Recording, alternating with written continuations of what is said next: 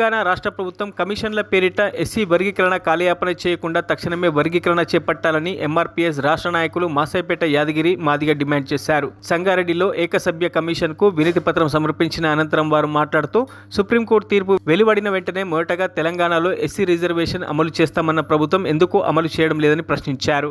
జరిగిందని చెప్పేసి గుర్తించిన తర్వాత ఎంఆర్పీఎస్ అధినేత మందకృష్ణ మాదిగ గారి నాయకత్వంలో మరి అలుపెరుగని పోరాటం చేస్తున్న విషయాన్ని గుర్తు చేస్తా ఉన్నాం.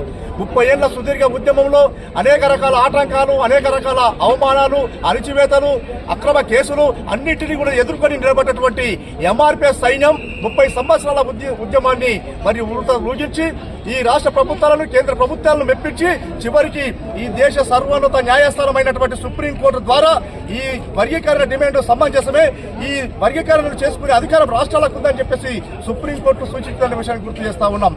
ఇది రాగానే సుప్రీంకోర్టు తీర్పు రాగానే ఆగస్టు 1 నాడు నిండు అసెంబ్లీలో తెలంగాణ రాష్ట్ర ముఖ్యమంత్రి గారు ఈ దేశంలోనే మొదటి రాష్ట్రంగా వర్గీకరణను అమలు చేసే విధంగా మన రాష్ట్రమే మొదటి దశలో ఉంటుందని చెప్పేసి, మొదటి స్థానంలో ఉంటుందని చెప్పేసి మాట్లాడిన ముఖ్యమంత్రి రేవంత్ రెడ్డి గారు మరి ఈ కమిషన్ల పేరు మీద కాలయాపన చేయొద్దని చెప్పేసి మేము డిమాండ్ చేస్తా ఉన్నాం.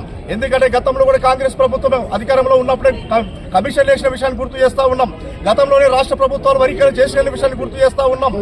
అన్ని రకాలుగా మాది ఉప కులాలకు అన్యాయం జరిగిందని చెప్పేసి అన్ని కమిషన్లు రిపోర్టు ఇచ్చినప్పటికీ ఆ కమిషన్ల రిపోర్టును అటకెక్కించి మళ్ళీ ఈ రోజు కమిషన్ రావడం, మరి కమిషన్ కు మా విజ్ఞప్తిని కూడా మేము అందజేయడం జరిగింది.